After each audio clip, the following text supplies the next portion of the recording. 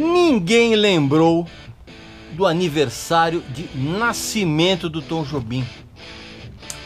Eu ia escrever um texto, mas eu fiquei tão indignado que eu resolvi fazer esse vídeo. Presta atenção.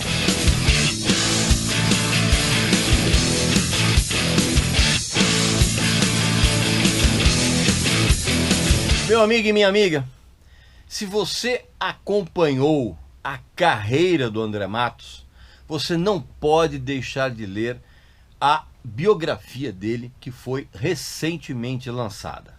É uma obra muito caprichada, tem um acabamento muito legal e principalmente tem informações preciosas a respeito da vida e da obra do saudoso vocalista. Claro que aqui você tem privilégios. Clicando no link abaixo ou no QR Code, você pode adquirir esse livro com exclusivíssimos 20% de desconto. Você não vai encontrar isso em lugar nenhum da internet, onde quer que seja. Basta que você clique no link abaixo ou no nosso QR Code e você não vai nem precisar preencher o cupom de desconto. Você automaticamente, ao finalizar a compra, terá 20% de desconto nesse livro que é essencial para todo fã do André Matos. Não perca essa oportunidade. Meu amigo e minha amiga, você sabe muito bem que o Brasil é o país que tem a pior memória musical que você pode imaginar. Mas não dá para entender por que o aniversário de nascimento do Tom Jobim, dia 27 de janeiro agora, passou batido pela maioria dos portais de comunicação, dos programas de TV. Ninguém falou nada. Nesse dia eu até fiz um vídeo a respeito do Mozart, porque dia 27 de janeiro também foi a data o aniversário do nascimento de Mozart. E eu escrevi um texto a respeito do Tom Jobim, mas aí passaram-se alguns dias e eu vi que ninguém falou nada. E eu resolvi então fazer esse vídeo para preencher essa lacuna, né, de ninguém ter comentado a respeito dele. E assim, antes, claro, você vai fazer sua inscrição aqui no canal, você sabe muito bem como faz, vai visitar a nossa loja que tem uns produtos bem bacanas. Primeiro de tudo, ele tem que ser reverenciado, porque na música brasileira não há um nome que você possa dizer assim, esse cara foi maior que Tom Jobim. Não dá. Pode ter até alguns artistas que se equiparem a ele em termos de importância, mas superior não tem. E é importante que você saiba, principalmente você que é muito jovem, que na música que ele fez ao longo da vida, o Tom Jobim, ele misturou várias das paixões dele. O samba, o jazz, a música erudita, principalmente a influência que ele teve do Heitor Villa-Lobos, temas do folclore nacional e, evidentemente, a bossa nova, que ele ajudou a criar com o João Gilberto. Como eu falei, quase ninguém pode ser comparado a ele em termos de riqueza musical. E quando eu falo isso, não é apenas na música brasileira não, cara, contando a música internacional. Não é à toa que ele ainda hoje é o artista brasileiro mais conhecido no exterior. Não tem a menor sombra de dúvida. Ao contrário de muitos fãs debilóides aí que ficam achando que determinadas cantoras têm carreira internacional, que são conhecidas no mundo. Bobagem, bobagem, bobagem. Tom Jobim e Sepultura são os dois nomes da música brasileira mais conhecidos internacionalmente. E no caso do Tom Jobim, se eu fosse citar a quantidade de artistas de primeiro time que foram influenciados pelo Tom Jobim, eu ficaria fazendo um vídeo aqui de 3 dias de duração. E talvez, aí que tem uma história muito interessante, porque eu sempre falo que Os grandes personagens da história, os grandes momentos da história, eles são derivados de pequenas ações, que na época podem parecer insignificantes, mas que depois, com o passar do tempo, se tornam preponderantes para o surgimento, por exemplo, de um artista do naipe do Tom Jobim. E então, eu digo isso, cara, porque talvez nada do que aconteceu com o Tom Jobim poderia rolar se não fosse, cara, o padrasto dele. Pois é, o Celso Pessoa. Porque o padrasto do Tom Jobim foi o maior incentivador para que ele aprendesse música. E quando eu falo aprender, eu falo estudar música com seriedade. Por quê? Porque o Tom Jobim, com 14 anos, ele já tocava algumas músicas de ouvido. E aí o padrasto dele sacou que o moleque tinha jeito. Então o que ele fez, cara? Ele começou a bancar aulas de piano, assim, mas estudando música com seriedade. E tempos depois, o Tom, não só ele estava tocando piano muito bem, cara, mas ele estava tocando violão e flauta muito bem. E foi exatamente nessa época, na adolescência, que ele se apaixonou pela música do maestro Villa-Lobos, que acabou sendo uma grande influência na carreira dele. Claro que o padrasto dele estava certo, mas aí você fica pensando, e se não tivesse acontecido isso? Né? Inclusive o padrasto dele dava uma força tamanha que ele também ficou do lado do Tom Jobim quando ele resolveu largar a faculdade de arquitetura. Pois é, porque o negócio dele era a música. E aí o Tom Jobim fez o que todo mundo na época que se interessava por música fazia, que era tocar na noite, né? Especialmente no caso do Tom Jobim, na noite, na boemia de Copacabana. Aliás, foi esse universo boêmio que propiciou ao Tom, em 1952, a ele ser contratado como pianista e arranjador musical na gravadora Continental. Isso com 25 anos de idade. E lá na gravadora, o que ele fazia? Ele acompanhava artistas importantes nas gravações e ele escrevia em partituras as canções de cada um desses artistas para que depois fossem rearranjadas pelos maestros da casa. Eu já vou falar um pouco a respeito disso. E o Tom, ele já era tão bom naquela época que logo, assim, no ano seguinte, em 53, as composições dele já começaram a ser gravadas, né? Somente algumas parcerias que ele teve com o Billy Blanco, sabe? Que era um cantor e compositor muito bom. E nessa época ele já fez um sucesso com Teresa na Praia. Aliás, Teresa da Praia, né? Que fez inclusive sucesso tanto na interpretação do Dick Farney quanto do Lúcio Alves, que eram dois caras muito bem conceituados, né? O Lúcio Alves era um cantor fenomenal e o Dick Farney também era um ótimo cantor e pianista. E aí, o Tom, em 1954, ele compôs um tema, vamos dizer assim, chamado Sinfonia do Rio de Janeiro, porque um dos maestros da gravadora, que era o famosíssimo Radamés Inátali, viu potencial no Tom e meio que incentivou ele a trazer para a música dele ainda mais esse aspecto erudito.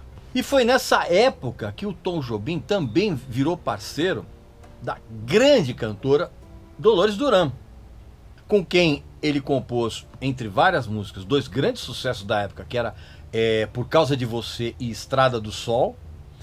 E ele também se tornou parceiro do genial violonista Luiz Bonfá. Inclusive eles fizeram muito sucesso também na época com a música chamada A Chuva Caiu, entre várias outras canções. Só que foi em 1956 que surgiu a mais famosa parceria do Tom Jobim. quando ele foi convidado pelo Vinícius de Moraes para compor a música da peça Orfeu da Conceição, que iria ser montada, aliás, que foi depois montada no Teatro Municipal do Rio de Janeiro, né? Inclusive os cenários dessa peça eram de um arquiteto que já estava despontando muito como um artista, que era Oscar Niemeyer. O Vinícius, ele já tinha composto uma música chamada Valsa de Orfeu. E aí o Tom pegou essa música, ele deu uma harmonizada, orquestrou e ficou um resultado muito, muito, muito bom. E dois temas dessa peça, duas canções dessa peça, se tornaram clássicos indiscutíveis da música brasileira. Uma é A Felicidade e a outra, claro, Se Todos Fossem Iguais a Você. E são clássicas até os dias de hoje. Tanto que foram essas músicas que foram escolhidas para entrar na trilha sonora do filme Orfeu Negro, que foi lançado em 1959, foi dirigido pelo diretor francês Marcel Camus. E o Orfeu Negro fez um sucesso tão grande, cara, que ele ganhou vários prêmios internacionais, incluindo a Palma de Ouro no Festival de Cannes e o Oscar de melhor filme estrangeiro, né, daquele ano. Então a internacionalização do Tom Jobim deu assim os primeiros passos nessa época. E aí o Tom, que já era o diretor artístico da Odeon, né, e ele exerceu esse cargo até 1958, e aí veio a gravação de um disco da Elisete Cardoso chamado Canção do Amor Demais, que você está vendo a capa original aí no vídeo. E eu tenho esse disco nessa coleção aqui, ó, chamada Edição Histórica, tá? O volume 3, tá vendo? Inclusive com uma capa aqui, ó, alternativa. Por quê, cara? Porque eu nunca encontrei o disco com essa capa original em bom estado, né?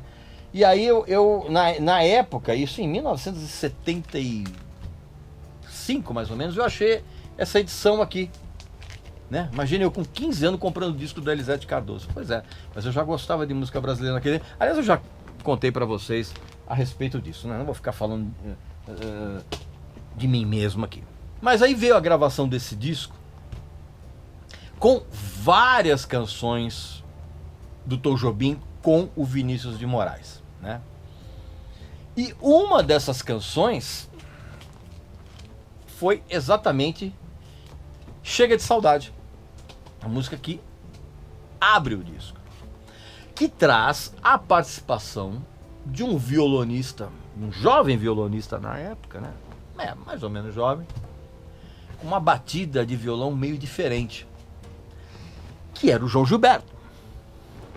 E isso, evidentemente, sem contar os futuros clássicos que o Tom Jobim já tinha composto nessa época, como Desafinado e Samba de uma Nota Só, que são músicas que o Tom fez em parceria com o Newton Mendonça. Esse disco da Elisete Cardoso, ele é considerado um dos marcos da Bossa Nova. E muita gente diz que foi esse disco que revolucionou a música brasileira. Eu discordo um pouco disso, porque para mim o marco zero da Bossa Nova continua sendo esse aqui, ó. O primeiro LP do João Gilberto, o Chega de Saudade. Essa inclusive é a edição original da época. Tá vendo? Dá pra ver inclusive ó.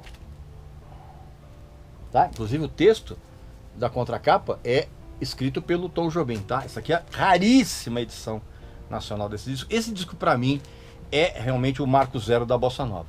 E foi esse disco que realmente abriu o mercado internacional para a Bossa Nova, que culminou naquele famoso show do Carnegie Hall em 1962, né? Isso é um evento bem marcante.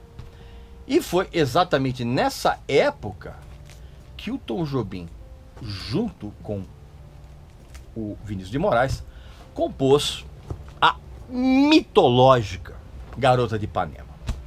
Foi a partir desse sucesso internacional, já decolado, vamos dizer assim, que o Tom, ele acabou sendo chamado para tocar piano em 2 discos do já conhecido saxofonista Stan Getz, né?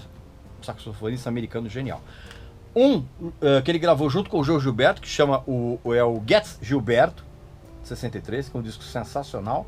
E o outro, ele tocou piano num outro disco que o Stan Getz fez, dessa vez com o violonista, o Luiz Bonfá, que é o Jazz Samba Encore, tá? E aí, ele gravou lá fora o primeiro disco solo dele. Antônio Carlos Jobim, The Composer of Desafinado Plays, tá? Na sequência, ele lançou esse aqui, ó, The Wonderful World of Antônio Carlos Jobim, de 64. E aí,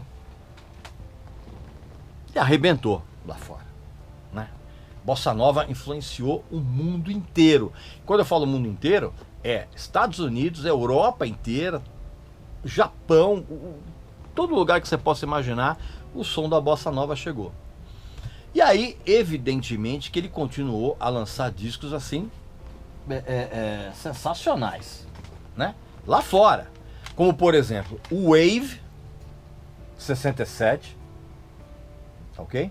Que inclusive, deixa eu falar uma coisa, em 67 ele lançou esse disco aqui, e foi também em 67 que ele foi convidado por ninguém menos que Frank Sinatra para gravar um álbum juntos, né?